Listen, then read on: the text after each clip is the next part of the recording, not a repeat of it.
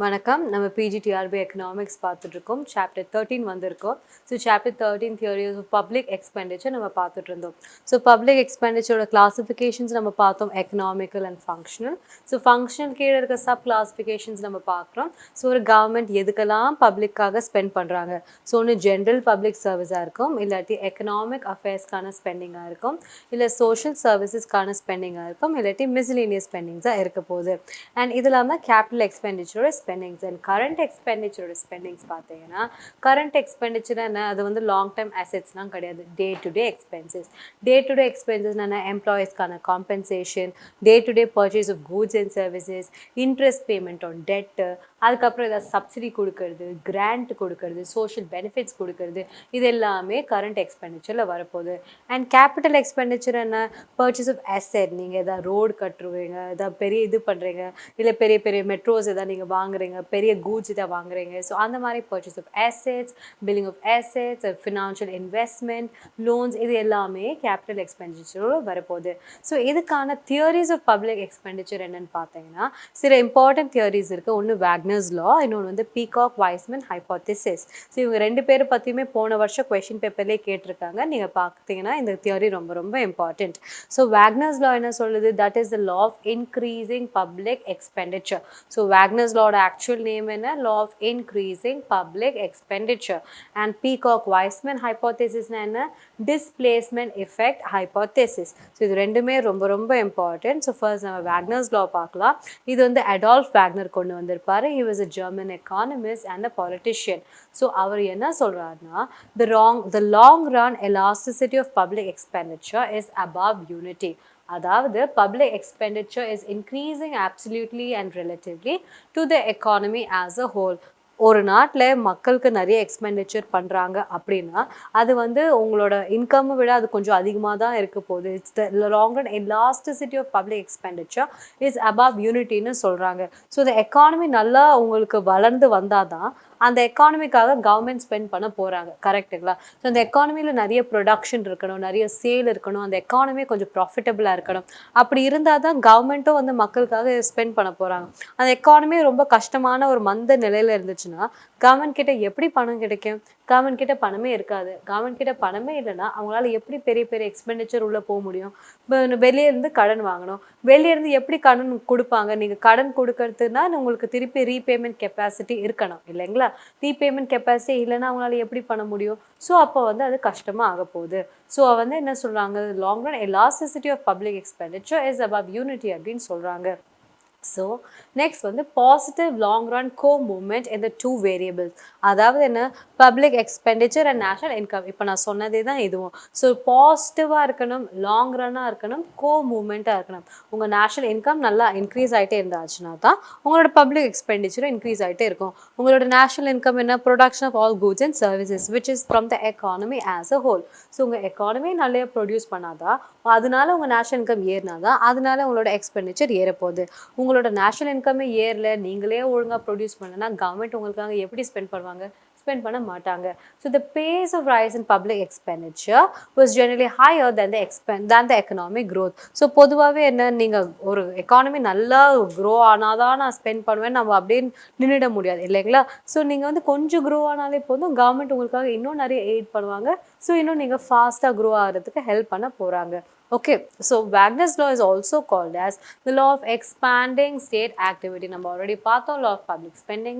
இது law of expanding state activity. So ஒரு state வந்து நல்லா எக்ஸ்பேண்ட் பண்ணணும்னா அதுக்கான பப்ளிக் எக்ஸ்பெண்டிச்சர் இருக்கணும் அப்படின்னு சொல்கிறாங்க. So there would be both extensive increase புது புது ஆக்டிவிட்டீஸில் ஸ்பெண்ட் பண்ணோம்னா extensive increase, and intensive increase ஒரே ஆக்டிவிட்டியில் இன்னும் அதிகமாக நீங்கள் ஸ்பெண்ட் பண்ண போகிறீங்க. ஸோ எக்ஸ்டென்னா நீங்கள் புதுசாக பிரிட்ஜ் கட்டுறீங்க, புதுசாக ஒரு போர்ட் கட்டுறீங்க, புதுசாக ஏர்போர்ட் கட்டுறீங்க, அதுனா எக்ஸ்டென்சிவ். இருக்கிறதே நீங்கள் இன்னும் என்ஹான்ஸ் பண்ணி கொடுக்குறீங்க, அதுனா இன்டென்சிவ். ஓகேங்களா? So there are three main factors attributed to Wagner's proposition. யார் அதெல்லாம்? Expansion of social activities of the state, and increase in administrative and protective actions, and assumptions of welfare functions. So நீங்கள் எல்லாமே இது மூணுமே கலந்தது தான் ஒரு வேக்னர்ஸோட பப்ளிக் ஸ்பெண்டிங் அப்படின்னு சொல்கிறாங்க. ஸோ அதர் ஃபேக்டர்ஸ்லாம் என்ன, டெக்னாலஜிக்கல் அண்ட் இன்ஸ்டிடியூஷனல் சேஞ்சஸ் பண்ண போகிறீங்க, டெமோக்ரட்டைசேஷன் பண்ண போகிறீங்க, along with rising per capita income. So இதெல்லாமே வந்து அடுத்த ஃபேக்டர்ஸ் நம்ம பார்க்குறோம். ஸோ சோஷியல் ப்ரோக்ரஸ் இருக்கணும், இன்கம் எஃபெக்ட் இருக்கணும், ரைசிங் பாப்புலேஷன், அர்பனைசேஷன், டெக்னாலஜி, இது எல்லாமே சேர்ந்தது தான் பப்ளிக் எக்ஸ்பெண்டிச்சர். ஸோ இவங்க எல்லாத்துக்குமே இம்பேக்ட் பண்ண போகிறது தான் ஒரு கவர்மெண்ட்டோட ஸ்பெண்டிங் இருக்க போகுது அப்படின்றத சொல்கிறாங்க. ஸோ இதனால தான் இவங்க என்ன சொல்கிறாங்கன்னா the law of increasing public expenditure வந்து நம்ம பார்க்குறோம். ஓகேங்களா? ஸோ இதெல்லாம் கலந்தது தான் வந்து கவர்மெண்ட்டோட ஸ்பெண்டிங். ஸோ நெக்ஸ்ட் தியரி பார்க்கணும்னா Peacock Wiseman's hypothesis. So Peacock Wiseman hypothesis என்ன சொல்லுன்னா, இந்த பீகாக் வைஸ்மேன் 2 பேர், 2 டிஃப்ரெண்ட் ஆளுங்க. ஓகேங்களா? Alan T Peacock and Jack Wiseman, இவங்க 2 பேர் தான். ஸோ இவங்க 2 பேர் என்ன சொல்கிறாங்கன்னா, வேக்னர்ஸோட லாவை எக்ஸாமின் பண்ணுறாங்க. இவங்க என்ன சொல்கிறாங்கன்னா, வேக்னர்ஸ் லா சொல்கிறதெல்லாம் கரெக்ட் தான், பட் அவர் இம்பார்ட்டண்ட்டான ஒரு பாயிண்ட்டை விட்டுட்டாரு. அதுதான் ஜம்ப்ஸ் அண்ட் ஜர்க்ஸ் அப்படின்னு சொல்கிறாங்க. So jump and jerk na it's a social upheaval such as a war causes a permanent upward shift, which means that when normal times returns, the level assumed is not the same as a pre-upheaval level. நம்ம similar இப்போ இருக்கிற கேஸே நம்ம எடுத்துக்கலாங்க. கோவிட்க்கு அப்புறமா இப்போ Russia Ukraine வார்லாம் நடக்குது. இப்போ actually price வந்து ஒரே மாதிரி ஏறிட்டே இருக்குன்னு வச்சுக்கோங்களேன். திடீர்னு ஒரு வார் ஆகுது. அதனால என்ன ஆகுதுன்னா, இப்போ ஒரு 70 ரூபாய் இருந்த ஒரு விலை வந்து இப்போ 100 ரூபாய் ஆயிடுச்சு. ஓகேங்களா? வார்னால. இப்போ வார்க்கு அப்புறம் வார் முடிஞ்சிடுச்சுன்னு வச்சுக்கோங்களேன், திருப்பி அது 70 ரூபாய்க்கே வராது. ஓகேங்களா? ஸோ அந்த ஜம்ப் ஒன்று நடந்துருச்சுன்னா திருப்பி அது ரிட்டர்னே ஆக மாட்டேங்குது. ஸோ அதே 100 ரூபாயிலேருந்து அது 100 ரூபாயிலே இருக்குது, திருப்பி அது 110 ரூபாவா ஆகுதே தவிர 70 ரூபாய்க்கு வந்து திருப்பி 80 ரூபாவா ஆகலை. ஸோ இந்த மாதிரி ஏதாவது ஒரு சோஷியல் அப்ஹீவல், இது வந்து சாதாரணமாக நடக்க போகிறது கிடையாது. எனி சோஷியல் அப்ஹீவல், அந்த மாதிரி பெரிய ஏதாவது எக்ஸ்பென்ஸ், இப்போ நம்ம கோவிட் டைமே பார்த்தோம், நிறைய விலைவாசி ஏறி இருக்கும். இப்போ நம்ம பார்க்குறோம், சாதாரணமாக விற்கிறவங்க எல்லாருமே இப்போ நம்ம ஸ்ட்ரீட் வெண்டார்ஸ்லாம் பார்த்துருப்போம். ஸோ அவங்களாம் என்ன பண்ணுறாங்க, எது கேட்டாலும் கோவிட் வந்து முடிஞ்சிடுச்சு, ரொம்ப வருஷம் ஆச்சு. பட் இருந்தாலுமே அவங்க ஸ்டில் அதையே இன்னொரு ஃபேக்டராக வைக்கிறாங்க. ஸோ இப்போ பெட்ரோல் ப்ரைஸில் ஏறிடுச்சு பிகாஸ் ஆஃப் இந்த வார்னால. ஸோ இப்போ இதெல்லாம் திருப்பி பேக் டு நார்மல் வருமா? திருப்பி 80 ரூபாய்க்கு வருமா? சான்ஸே கிடையாது. ஸோ அதனால இவங்க என்ன சொல்கிறாங்கன்னா, ஏதாவது ஒரு அப்ஹீவல் வந்துச்சுன்னா, இது உங்கள் ப்ரைஸ் ஏறுது, ப்ரைஸ் ஏறிடுச்சுன்னா திருப்பி அது நார்மலாக வராது. ஸோ அப்படி வராதுன்றும் போது திருப்பி மக்கள் வந்து அந்த அந்த ஸ்டேட்டஸ்க்கே அவங்க ஒத்துடுவாங்க. அவங்க வந்து அதை அக்செப்ட் பண்ணிப்பாங்க. ஓ இப்படி தான் போல், நம்ம இனிமேல் இப்படி தான் இருக்கணும் போலன்னு அவங்க அக்செப்ட் பண்ணிப்பாங்க. ஸோ அதோட ப்ரீ அப்ஹீவல் லெவலுக்கு அது திருப்பி போகாது அப்படின்றத இவங்க 2 பேரும் சொல்கிறாங்க. ஸோ இந்த அப்வர்ட் ஷிஃப்ட்டை தான் டிஸ்பிளேஸ்மெண்ட் எஃபெக்ட்னு சொல்கிறாங்க. ஸோ அதனால தான் இந்த எஃபெக்டை வந்து டிஸ்பிளேஸ்மெண்ட் எஃபெக்ட் ஹைப்போதேசிஸ்னே சொல்கிறாங்க. ஓகேங்களா? So this is divergence between people's ideas of desired level of expenditure and the tolerable level of tax burden person in normal times. So normal times என்ன இருக்கு, நீங்கள் இவ்வளோ தான் ஸ்பெண்ட் பண்ணணும்னு நினைப்பீங்க, உங்களால் இவ்வளோ தான் ஸ்பெண்ட் பண்ண முடியும். ஓகேங்களா? பட் ஆனால் இந்த மாதிரி ஒரு அப்ஹீவல் அப்போ, ஏதாவது ஒரு கெலாமிட்டி அப்போ, ஒரு வார் அப்போ என்னென்னா, இந்த இந்த ஒரு கேப் இருக்குது இல்லைங்களா, இந்த கேப் வந்து அப்படியே இன்னும் நேரோ டவுன் ஆகும். உங்களால் 10 ரூபா தான் ஸ்பெண்ட் பண்ண முடியும், உங்களால் இப்போ வந்து ஒரு 8 ரூபா தான் நீங்கள் கொடுக்குறீங்க அப்படின்னா, இந்த கேப் வந்து என்ன ஆகும்னா அப்படியே குறைஞ்சிடும். 10 ரூபா நீங்கள் 10 ரூபாவே முழுசாக ஸ்பெண்ட் பண்ணுற நிலைமைக்கு வந்துடுவீங்க. ஸோ அதை தான் வந்து இந்த கேப்பே டைவர்ஜ் டவுன் ஆகுதுன்னு சொல்கிறாங்க. ஸோ இதுவே திருப்பி when normal times return back, new ideas of tolerable level increases. So இப்போ தான் நீங்கள் 10 ரூபா கட்டியே பழகிட்டீங்கல்ல, ஸோ அதனால் திருப்பி உங்களால் 8 ரூபா அவங்க உங்களை கட்ட சொல்ல போகிறது கிடையாது. ஸோ அதனாலே உங்களுக்கும் வந்து அது பழகி போச்சு, சரி ஓகே நம்மளே கட்டிடும் அப்படின்ற மாதிரி நீங்கள் உங்கள் மனநிலைக்கு வந்துடுவீங்க. And a new plateau of expenditure is reach. So நீங்கள் ஆல்ரெடி முன்னாடி இவ்வளோ தான் ஸ்பெண்ட் பண்ணிட்டு இருப்பீங்க, வாருக்கு அப்புறம் இவ்வளோ ஸ்பெண்ட் பண்ணுவீங்க. வார் முடிஞ்சதுக்கு அப்புறம் பார்த்தீங்கன்னா நீங்கள் திருப்பி இந்த லெவலுக்கு வரணுன்னே நீங்கள் நினைக்க மாட்டீங்க, சரி இதே போதும் அப்படின்னு இருப்பீங்க. ஸோ இப்போ இதுதான் உங்களோட பிளாட்டியூ ஆஃப் எக்ஸ்பெண்டிச்சர். திருப்பி இங்கேருந்து தான் உங்கள் எக்ஸ்பெண்டிச்சர் ஏறிட்டே இருக்க போதே தவிர திருப்பி இந்த லெவலுக்கு அது வர போகிறதே கிடையாது. Okay, so this is the hypothesis. So public expenditure will again assume a constant share of the gross national product, but a different one. It's higher than the one which was previously obtaining before the upheaval. Okay, so next nama paakrom, with better tax yields, it is likely that the peacetime plateau may have a gentle upward slope ave idu irukka pogudhu. Okay, so in times of crisis neenga paathina, people will accept that the methods of raising revenue previously thought to be intolerable. So munadi ivlo விலைவாசி ஏறுமா அப்படின்னு நீங்கள் நினச்சிருக்கவே மாட்டீங்க. But ஆனால் இப்போ என்ன ஆகுது, சரி ஓகே பண்ணலாம் அப்படின்ற மாதிரி ஆகிடும். ஓகேங்களா? இப்போ திடீர்னு நமக்கு வந்து இப்போ இந்த தக்காளி அதெல்லாம் நீங்கள் எடுத்துக்காதீங்க, அதெல்லாம் வந்து ஒரு ஃப்ளக்சுவேட்டிங் ப்ரைஸ். இன்றைக்கி 7 ரூபா இருக்கும், நாளைக்கு 70 ரூபா இருக்க போது, திருப்பி நான் அடுத்த நாள் 20 ரூபா ஆகும், அது கிடையாது. பட் இந்த மாதிரி பெரிய பெரிய எக்ஸ்பெண்டிச்சர் நீங்கள் பார்க்கும்போது அது அப்படியே ஸ்டெபிலைஸ் ஆகிடும். ஓகேங்களா? நார்மல் டைம்ஸில் கவர்மெண்ட்டே வந்து கான்ஃபிடென்ட்டாக இருக்க மாட்டாங்க இவ்வளோ டேக்ஸ் ஏற்றணும்னா. பட் இந்த மாதிரி அப்ஹீவல் டைம்ஸ் என்ன ஆகும், ஏற்றணும் ஒன்று எல்லாரும் ஏற்றுறாங்க, நம்மளும் ஏற்றணும்னு ஏற்றிட்ட அப்புறமா திருப்பி நார்மல் டைம்ஸ்க்கு ரிட்டர்ன் ஆகும்போது அதை அவங்க குறைக்க போகிறது கிடையாது. பிகாஸ் மக்கள் அதுக்காக அவங்க பழகிட்டாங்க. Okay, so it becomes possible for the government to implement those schemes such as new tax levels or new rates of tax level அவங்க ஈஸியாக அப்டேட் பண்ண போகிறாங்க. ஸோ இங்கே வந்து பார்த்தீங்கன்னா people become conscious of the obligations. இதுதான் அவங்க inspection எஃபெக்ட்னு சொல்கிறாங்க. Government become concentrated. ஸோ அவங்க என்ன பண்ணுவாங்க, அது அவங்க கான்சன்ட்ரேஷன் எஃபெக்ட்னு சொல்லுவாங்க. கான்சன்ட்ரேஷன் எஃபெக்ட்னு என்ன, whereby the share of the central government increases with every upheaval. எதுக்கு, பிகாஸ் இப்படி விலைவாசி ஏறிட்டே போச்சுன்னா கவர்மெண்ட் மேலே தான் கடைசியில் ப்ரெஷர் வந்து நிற்கும். ஸோ அந்த மாதிரி ஏறிட்டே போக அவங்க விட மாட்டாங்க. ஸோ எல்லாத்தையும் வந்து அவங்க ரெகுலேட் பண்ணுற பொறுப்பு வந்து அவங்க கிட்ட தான் இருக்க போகுது. ஓகே, ஸோ இதுதான் வந்து பேசிக் அந்த லா. இப்போ நம்ம நெக்ஸ்ட் பார்க்கலாம் கேனன்ஸ் ஆஃப் பப்ளிக் எக்ஸ்பெண்டிச்சர். இவங்க எல்லாரும் பற்றி நம்ம டீட்டெயில்டாக பார்க்க போகிறோம். பட் இவங்கெல்லாம் என்னென்னு முதல்ல நம்ம பார்க்கலாம். So canons of public expenditure அப்படின்னா என்னென்னா, கேனன்னா என்ன, நியதி, இதுதான் ரூல், இப்படி தான் நீங்கள் பண்ணணும். ஸோ ஒரு கவர்மெண்ட் வந்து மக்களுக்காக ஸ்பெண்ட் பண்ண போகிறாங்கன்னா அதுக்குன்னு சில ரூல்ஸ் இருக்கு. நீங்க சும்மா இஷ்டத்துக்கு ஸ்பெண்ட் பண்ணிட்டு இருக்க முடியாது அப்படின்னு சொல்றாரு ப்ரொஃபசர் ஃபின்லே ஷிராஸ். ஸோ அவர் என்ன சொல்றாரு, 8 இம்பார்ட்டன்ட் கேனன் சொல்றாரு. என்னென்ன canons, canon of benefit, economy, sanction, surplus, elasticity, neutrality, productivity and equitable distribution. இது 8 இம்பார்ட்டன்ட் கேனன்ஸ் அவர் சொல்கிறாரு. Okay, so first canon of benefit. So மக்களுக்காக பப்ளிக் வந்து மக்களுக்காக கவர்மெண்ட் வந்து ஸ்பெண்ட் பண்ணுறாங்கன்னா அதனால மக்களுக்கு பெனிஃபிட் இருக்கணும். Okay, so it should promote maximum social advantage. So அது இன்க்ரீஸ் ப்ரொடக்ஷனாக இருக்க போது, டிஸ்ட்ரிபியூஷனாக இருக்க போது, சோஷியல் ஜஸ்டிஸாக இருக்க போது அண்ட் மேக்ஸிமம் சோஷியல் வெல்ஃபேராக இருக்க போகுது. ஸோ இவங்க எல்லாருக்குமே நல்லது பண்ணணும் அப்படின்னு நினைக்கிறது தான் canon of benefit. Okay, next வந்து பார்க்குறோம் canon of economy. Canon of economy. So canon of எக்கானமின்னா என்னென்னா, avoidance of waste and extravagance. அதாவது மக்களுக்கு வந்து கவர்மெண்ட் வந்து ஸ்பெண்ட் பண்ண போகிறாங்க. ஸோ ஸ்பெண்ட் பண்ணும்போது நல்லதில் தான் ஸ்பெண்ட் பண்ணணும் தவிர தூம்னு ஒரு கவர்மெண்ட் ஸ்பெண்ட் பண்ணக்கூடாது. என்கிட்ட பணம் இருக்குன்றதுனால கவர்மெண்ட் வந்து நான் இது பண்ணுறேன் அது பண்ணுறேன்லாம் ஸ்பெண்ட் பண்ணக்கூடாது. கவர்மெண்ட் வந்து பொறுப்புணர்ந்து அவங்க எது தேவையோ அதுக்காக மட்டும்தான் அவங்க ஸ்பெண்ட் பண்ண போகிறாங்க. ஸோ இதுதான் canon of economy. And there should be creation of productive powers இந்த சொசைட்டி. அவங்க கிரியேட் பண்ணுற ப்ரொடக்டிவிட்டி வந்து மக்களுக்காக யூஸ்ஃபுல்லாக இருக்கணும் அண்ட் மக்களுக்காக இது ப்ரொடக்டிவாக இருக்க போகுது. ஓகேங்களா. And canon of sanction. Canon of sanction என்ன, பப்ளிக் அத்தாரிட்டிஸ் வந்து should spend money only after obtaining prior sanction from the concerned authority. Income tax அத்தாரிட்டிஸாக இருக்கலாம், சிஏஜியாக இருக்கலாம், இவங்க கிட்ட இருந்தெல்லாம் வந்து டாக்ஸேஷனுக்கு வந்து நிறைய ரூல்ஸ் இருக்குது. ஸோ இவங்க வந்து கவர்மெண்ட்டோட சாங்ஷன் மூலயமா மட்டும்தான் இவங்க ஸ்பெண்ட் பண்ண போகிறாங்க. இல்லாட்டி வந்து அவங்களால ஸ்பெண்ட் பண்ண முடியாது. இந்த ஸ்கீமுக்கு இவ்வளோ, இந்த ஸ்கீமுக்கு எவ்வளோன்னு ஃபினான்ஸ் டிபார்ட்மெண்ட் கொடுக்கணும், அக்கௌண்ட்ஸ் டிபார்ட்மெண்ட் கொடுக்கணும். இவங்க அந்த சாங்ஷன் கிடைச்ச அப்புறமா தான் இவங்களால ஸ்பெண்ட் பண்ண முடியும். So this is very very important. And next வந்து கேனன் ஆஃப் சர்ப்ளஸ். ஸோ சர்ப்ளஸ்னா என்னென்னா, it should not over spend and result in permanent deficits every year. Government spend பண்ணி தான் ஆகணுன்றதுக்காக வருஷம் வருஷம் புது புது ஸ்கீம்ஸ் அப்படின்னு சொல்லிட்டு நிறைய தூம்னு செலவு பண்ணி அதனால கவர்மெண்ட்டை வந்து ஒரு எப்போவுமே ஒரு கடன்லேயே இருக்கிறது நல்லதே கிடையாது. ஸோ கவர்மெண்ட் வந்து என்னென்னா எப்போவுமே வந்து ஒரு சர்ப்ளஸ் மெயின்டைன் பண்ணணும். சர்ப்ளஸ் இல்லைன்னா கூட பரவாயில்ல, டெபிசிட்டில் எப்போவுமே இருக்கக்கூடாது.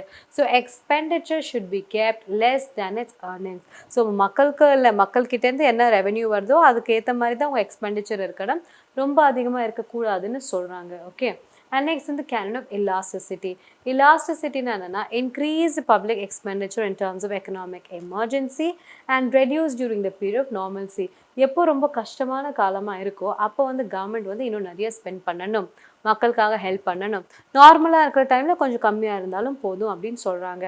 நெக்ஸ்ட் வந்து canon of neutrality. So canon of நியூட்ரலிட்டினா என்னென்னா, it should have no adverse effect on the production, distribution and exchange relationship in economy. So நீங்கள் கவர்மெண்ட் ஸ்பெண்ட் பண்ணுறது வந்து மற்றதை வந்து அவங்க டிஸ்டர்ப் பண்ணக்கூடாது, அது ரொம்ப நியூட்ரலாக இருக்கணும் அப்படின்றத இவங்க சொல்கிறாங்க. ஓகேங்களா. நெக்ஸ்ட் வந்து கேனன் ஆஃப் ப்ரொடக்டிவிட்டி. ப்ரொடக்டிவிட்டினா என்னென்னா, it should encourage production and productive efficiency of the economy. So government வந்து மக்களுக்காக ஸ்பெண்ட் பண்ணுறாங்கன்னா அவங்க ப்ரொடக்ஷனை இம்ப்ரூவ் பண்ணணும், இண்டஸ்ட்ரியலைசேஷன் இம்ப்ரூவ் பண்ணணும், அதுக்கான ஒரு க்ரோத் இருக்கணும். அண்ட் அதனால என்ன ஆகும்னா மக்களுக்கான ஒரு ஹையர் இன்கம் வரணும். ஸோ இதெல்லாம் வந்தால் தான் அவங்க பப்ளிக் ஸ்பெண்டிங் நல்லா இருக்குன்னு அர்த்தம். ஸோ இப்போ ஒரு பிரிட்ஜு கட்டுறாங்கன்னு பார்த்தீங்கன்னா அதை நிறைய பேர் எம்ப்ளாய் பண்ண போகிறீங்க. அது நிறைய பேர் எம்ப்ளாய் பண்ணிங்கன்னா அவங்களுக்கு நிறைய சம்பளம் கொடுக்க போகிறீங்க. அவங்களுக்கு நிறைய சம்பளம் கொடுத்தீங்கன்னா அவங்க அதை வச்சு நிறைய கன்சியூம் பண்ண போகிறாங்க, நிறைய சேவ் பண்ண போகிறாங்க. இன் டர்ன் வந்து இந்த எக்கானமி ஃபுல்லாக வந்து நல்லா ப்ராசஸ் ஆக போகுது. ஸோ இது எக்கானமிக்குள்ளே நல்ல பம்பிங் ஆஃப் த மணியாக இருக்க போகுது. ஸோ அப்படி தான் வந்து ஒரு கவர்மெண்ட்டோட ஸ்பெண்டிங் இருக்கணுமே தவிர ஒருத்தவங்க கிட்ட போச்சுன்னா அது அங்கேயே நின்றுடக்கூடாது, அப்படியே தேங்கிடக்கூடாது. அது திருப்பி should come back to the எக்கானமின்றதை நம்ம பிலீவ் பண்ணணும். ஓகேங்களா?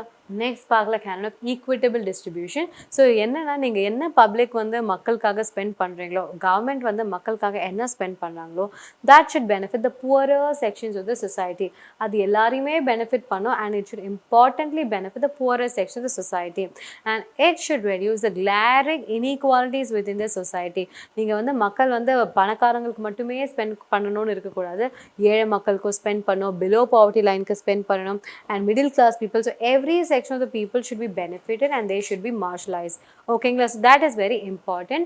ஸோ இதுதான் நம்ம பார்க்குறோம் growth of public expenditure in recent times. இது கரண்ட் இயர் பட்ஜெட்லேருந்து நான் எடுத்திருக்கேன்.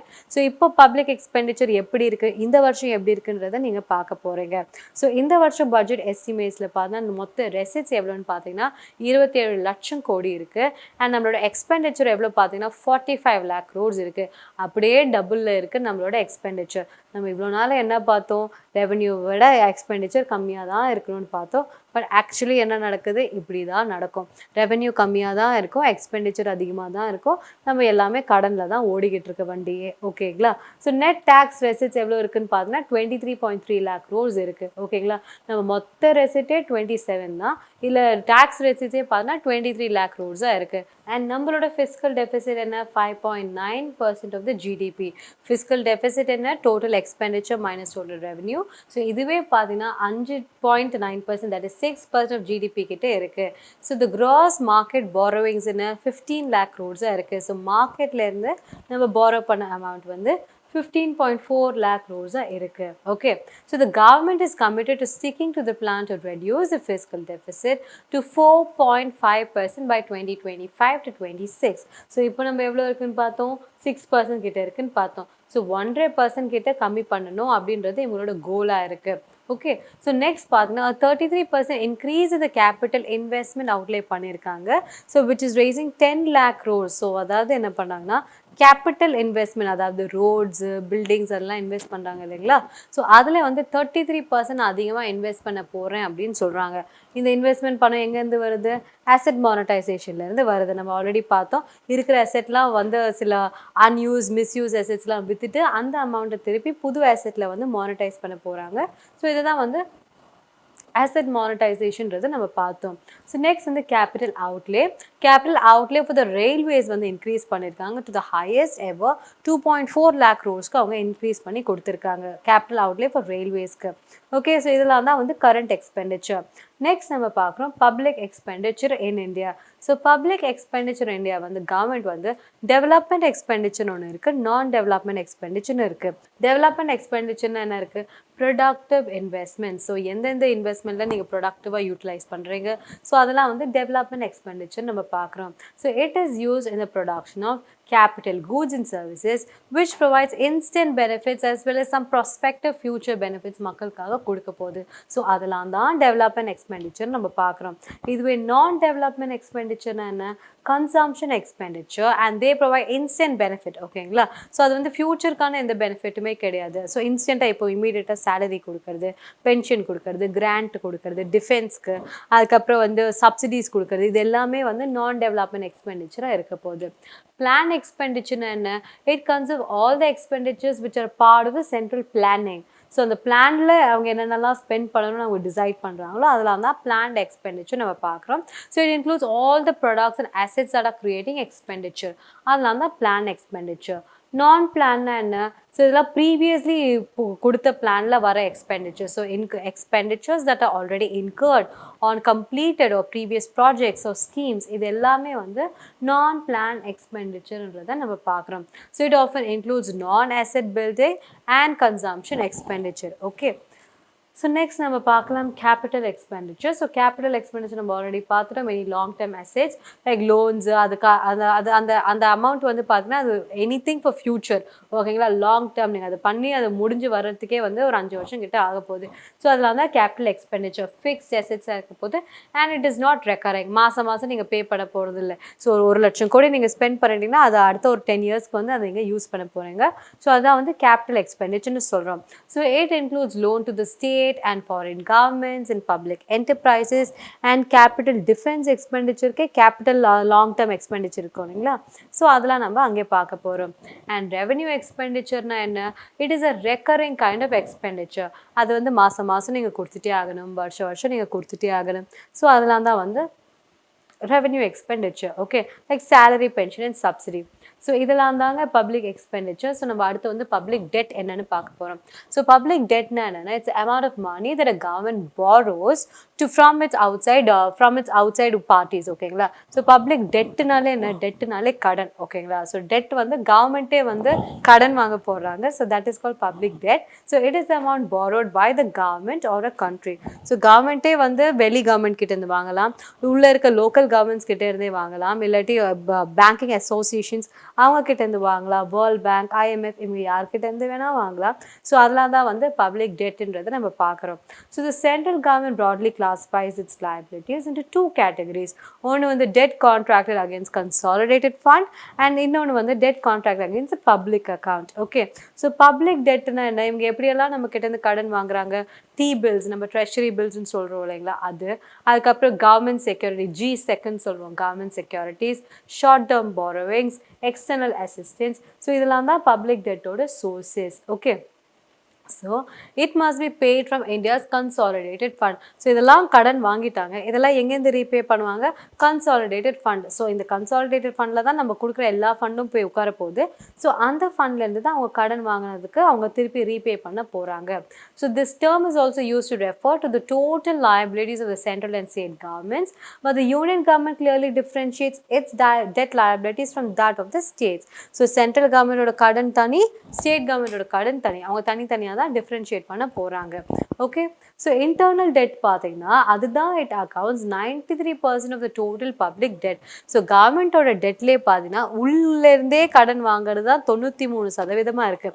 ஸோ அவங்க என்ன பண்ணுவாங்க? கவர்மெண்ட் வந்து என்ன பண்ணுவாங்க? கவர்மெண்ட் ஆர்கனைசேஷன்ஸ் கிட்டேருந்து வாங்குவாங்க, இன்னொரு கவர்மெண்ட்ஸ் கிட்டேருந்து வாங்குவாங்க, RBI கிட்டேருந்து வாங்குவாங்க, மக்கள் கிட்ட வந்து அவங்க செக்யூரிட்டிஸை ஃப்ளோட் பண்ணுவாங்க. ஸோ இப்படியெல்லாம் வாங்குறது தான் வந்து 93% இருக்க போகுது. So internal loans which account for the majority of the public debt, இதையே வந்து நம்ம திருப்பி ரெண்டாக கிளாஸிஃபை பண்ணலாம். ஒன்று மார்க்கெட்டபிள் டெட், இன்னொன்று வந்து நான் மார்க்கெட்டபிள் டெட். ஓகேங்களா? மார்க்கெட்டபிள் டெட்னா என்ன? அதை திருப்பி அவங்க ரீட்ரேட் பண்ணலாம் இந்த government securities market. Non marketable டெட்னா என்ன? அவங்களால ரீட்ரேட் பண்ண முடியாது இந்த மார்க்கெட். ஓகேங்களா? So main source of internal debt யாருன்னா individuals who purchase government bonds and securities. So government விற்கிற பாண்டை மக்கள் வந்து வாங்குவாங்க. ஸோ இதுதான் main source of internal debt. So யார் கவர்மெண்ட் கிட்டேருந்து வாங்குவாங்க? பப்ளிக் செக்டர் பேங்க்ஸ் வாங்குவாங்க, ப்ரைவேட் செக்டர் பேங்க்ஸ் வாங்குவாங்க, they buy from the government. ஓகேங்களா? அது இல்லாமல் வந்து NBFCs வாங்குவாங்க. NBFCனா யார்? Non banking financial institutions. யாரெல்லாம்? UTI United Trust of India, LIC, GIC இவங்கெல்லாம் வந்து வாங்குறாங்க. அண்ட் அதுக்கப்புறம் சென்ட்ரல் பேங்கே வந்து கவர்மெண்ட்க்கு கொடுப்பாங்க, RBIயே வந்து நமக்காக கடன் கொடுக்குறாங்க. ஸோ இது எல்லாமே இன்டர்னல் பப்ளிக் டெட்டோட சோர்சஸ். அண்ட் இப்போ எக்ஸ்டர்னல் பப்ளிக் டெட்னா என்ன? எக்ஸ்டர்னல்னா வெளிநாடு, வெளி இடத்துலேருந்து வாங்குறது. ஓகே, IMF கிட்டேருந்து வாங்குறது, வேர்ல்ட் பேங்க் கிட்டேருந்து வாங்குறது, இன்டர்நேஷ்னல் டெவலப்மெண்ட் அசோசியேஷன் கிட்டேருந்து வாங்குறது, ஏஷியன் டெவலப்மெண்ட் பேங்க் கிட்டேருந்து வாங்குறது. ஸோ இந்த மாதிரி டிஃப்ரெண்ட் ஆர்கனைசேஷன்ஸ் கிட்ட வாங்குறது தான் வந்து எக்ஸ்டர்னல் பப்ளிக் டெட்ன்றதை நம்ம பார்க்குறோம். ஸோ நெக்ஸ்ட் நம்ம பார்க்கும்போது burdens and effects of public debt. Okay, so burdens and effects of public debt நீங்கள் பார்த்தீங்கன்னா in the long run the debt burden affects the economic growth negatively. So நீங்கள் கடன் வாங்கிட்டே இருந்தீங்கன்னா அது உங்களோட growth அது வந்து உங்களுக்கு ஹேம்பர் பண்ண போகுது. கரெக்ட் தானே? பிகாஸ் நீங்கள் நிறைய கடன் வாங்கிட்டே இருக்கீங்க. நீங்கள் கடன் வாங்கிட்டே இருந்தீங்கன்னா நீங்கள் ரீபே பண்ணிகிட்டே இருக்க போகிறீங்க. ஸோ உங்களோட கடன் சுமை அதிகமாகிட்டே இருக்க போகுது. ஸோ நீங்கள் கடன் வாங்குறதுனால நீங்கள் வந்து ஈக்குவலாக அதுக்கு ப்ரொபோர்ஷனேட்டாக இன்வெஸ்ட் பண்ணுறீங்களா? நீங்கள் அதுக்கான ஒரு growth நம்ம நாட்டில் இருக்கான்னு இருந்துச்சுன்னா அது குட். அப்படி இருந்துச்சுன்னா நீங்கள் இன்வெஸ்ட் பண்ணுறதுலேருந்தே திருப்பி ரிட்டர்ன்ஸ் எடுக்க போகிறீங்க, அதுலேருந்தே உங்கள் கடனை நீங்கள் தீர்த்துற போகிறீங்க. அப்படி இல்லைன்னா அது உங்களுக்கு அது ப்ராஃபிட்டபுளாக இருக்க போகிறது கிடையாது. உங்கள் கவர்மெண்ட் வந்து எப்போவுமே ஒரு கடன்லேயே இருந்துட்டு இருக்க போகுது. ஸோ அப்படி இருந்துச்சுன்னா it reduces the GDP growth and it causes a decrease in the asset from investments and the profits or capital formation. So இதில் எல்லாமே வந்து அது வந்து உங்களுக்கு டிஃப்ரென்ஸாக இருக்க போகுது. ஓகேங்களா? ஸோ இதுதான் வந்து burden. ஸோ நெக்ஸ்ட் பார்ட்னா it increases the tax rate in the future to extract more money to service the debt. So இவ்வளோ கடன் ஏறிட்டே போச்சுன்னா என்ன ஆகும்? மக்கள்கிட்ட வந்து கவர்மெண்ட் வந்து திருப்பி வாங்க தானே போகிறாங்க. ஸோ எப்படியோ அவங்களால கடனை திருப்பி அடைக்க முடியலன்னா திருப்பி அவங்க என்ன பண்ணுவாங்க? இவென்ச்சுவலி அவங்க நம்ம கிட்ட தான் டேக்ஸ் ரேட் அதிகப்படுத்த போகிறாங்க. அண்ட் அகைன் என்ன ஆக போகுது? இது எல்லாமே திருப்பி மக்கள் மேலே தான் வந்து விடிய போகுது. ஸோ இதனால என்ன ஆக போகுது? எக்கானமிலேயே ஒரு ஸ்லோ க்ரோத் வரப்போகுது and there is a deterioration of living standards இந்த எக்கானமியாக இருக்க போகுது. ஸோ நெக்ஸ்ட் பார்த்தீங்கன்னா it reduces the utilization of funds for essential spending areas. So இந்த மாதிரி நீங்கள் அதிகமாக ஸ்பெண்ட் பண்ணிகிட்டே இருந்தீங்க, நிறைய பணத்தை கடனுக்காகவே கொடுத்துட்டே இருந்தீங்கன்னா உங்களால் மெயினான ஃபோக்கஸ் பண்ண வேண்டிய expenditure like health care, education அதிலெல்லாம் உங்களால் ஸ்பெண்ட் பண்ண முடியாது. As a result, economy is more susceptible to economic shocks and financial distress. So இதனால் என்ன ஆகும்னா உங்களுக்கு ஒரு ஷாக் அண்ட் டிஸ்ட்ரெஸ் ஆக போகுது. ஓகேங்களா? ஸோ இதான் மெயின் திங். ஸோ நெக்ஸ்ட் நம்ம பார்க்கலாம் method of repayment of public debt. So public டெட்னா என்னென்னு பார்த்தோம், அதனால என்னென்னலாம் பிரச்சனை வரப்போகுது நம்ம பார்த்தோம். ஸோ இது எப்படி வந்து ஒரு கவர்மெண்ட் வந்து திருப்பி செலுத்த போகிறாங்க, so how are they going to repay திஸ்ன்னு நம்ம பார்க்க போகிறோம். ஓகேங்களா? ஸோ அவங்க எப்படி இதை ரீபே பண்ணுவாங்க? ஒன்று ரீஃபண்ட் பண்ணுவாங்க, இல்லை கன்வர்ஷன் பண்ணுவாங்க, சர்ப்ளஸ் பட்ஜெட் பண்ணுவாங்க, சிங்கிங் ஃபண்ட் பண்ணுவாங்க, டெர்மினல் annuities கொடுப்பாங்க, அடிஷ்னல் டாக்ஸேஷன் லெவி பண்ணுவாங்க, கேபிட்டல் லெவி பண்ணுவாங்க and surplus balance of payments பண்ணுவாங்க. இது எல்லாம் பற்றி இப்போ நம்ம ப்ரீஃபாக நம்ம ஒன்று ஒன்றா நம்ம பார்க்க போகிறோம். ஓகே, ஸோ ஃபர்ஸ்ட் நம்ம பார்க்க போகிறது ரீஃபண்டிங். ஸோ ரீஃபண்டிங்னா என்னென்னு பார்த்தீங்கன்னா refunding of debt. So refunding of debt implies the issue of new bonds and securities by the government in order to repay the matured loans. So புதுசாக ஒரு லோனுக்கு பதிலாக இருக்கிற ஒரு லோனே வந்து திருப்பி மாற்றி அதை ரீஃபண்ட் பண்ணி கொடுப்பாங்க. ஸோ அதுதான் ரீஃபண்டிங். ஓகே, மெச்சூர் ஆக லோன்ஸ் அவங்க அப்படி பண்ணுவாங்க. ஸோ அது எப்படி பண்ணுவாங்க? Short term securities are replace by issuing long term security. So இன்னைக்கு கொடுக்குற கடனை அவங்க கொடுத்து முடிச்சுட்டு அதை வந்து நான் இன்னொரு 5 வருஷம் கழிச்சு கொடுக்குறேன் அந்த மாதிரி லாங் டேர்மாக அவங்க மாற்றி கொடுத்துருவாங்க. ஸோ இவென்ச்சுவலி என்ன ஆக போகுது? கடன் அப்படியே தான் இருக்க போகுது.